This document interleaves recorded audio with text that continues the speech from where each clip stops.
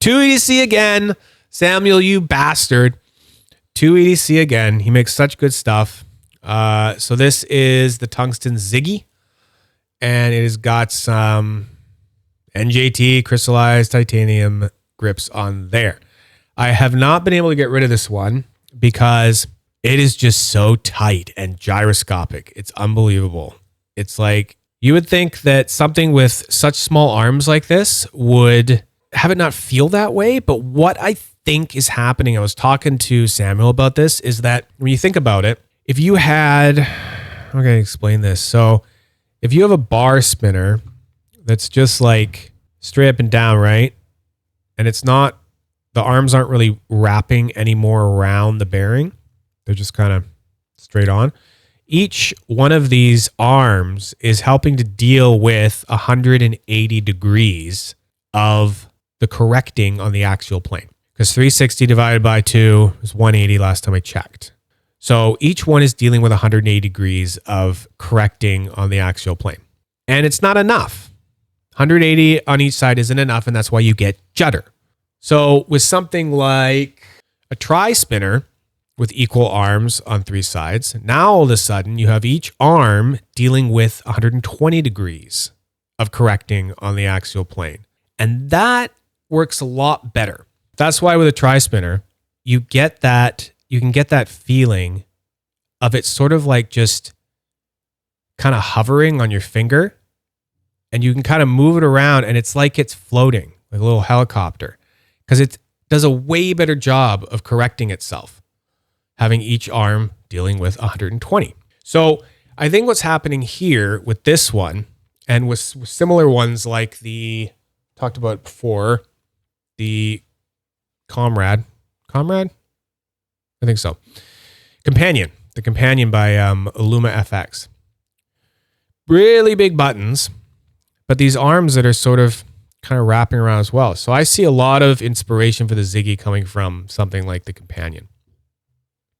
So I think the fact that these arms are kind of wrapping past, I think we start getting a hybrid sort of, I want to call these kinds of spinners like almost like a hybrid bi-tri sort of thing, like, or bar tri kind of thing. Yeah, it is really nerdy talk because I think about this shit a lot. But I mean, like, come on. Samuel agreed with me. Yeah, I was talking to him about this exact thing, and he was like, yeah, no, I know what you're talking about. So this thing, this Ziggy, you end up getting this really, really tight, centric, gyroscopic feel. And you also get a little bit of the judder at the same time. It's a really interesting kind of thing. But this thing is like, it's quite a beast. And I will see if Copper Edamame is wearing its original buttons. So if I were to put the original ones, and it's like, it's still doing it with these big chunky buttons on here. So I don't know, who wants to guess how heavy this tungsten thing is? Yeah, this thing's big. 245 grams. Yep. Nope, too low. Not 210. Close. It's big. That's big. Yeah, good Lord. It is a chunky boy. Very chunky boy. Thick boy. Very thick boy. But we love him. Ziggy. Ziggy is actually named after a little bit of trivia here.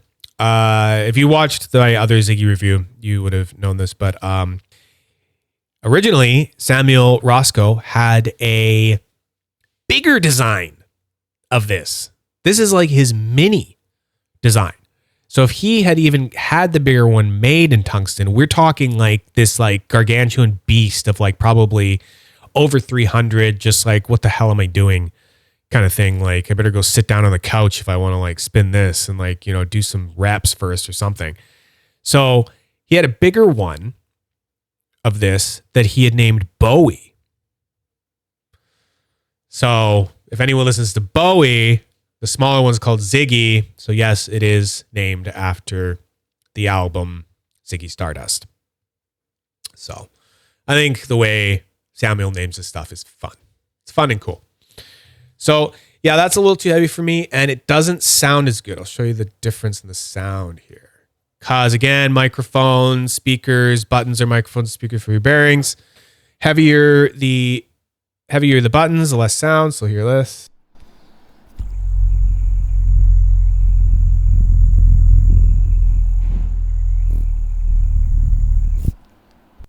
Very quiet. And you're really only hearing that because it's, you know, it's like crazy mic that's like picking up stuff. But to my ear, you wouldn't really hear it. You'd have to put it right up to your ear. Put it that way. You put it right up to your ear and then you'd be getting that. But if you're just spinning in your hand, probably not going to hear a damn thing. And then this is with titanium buttons.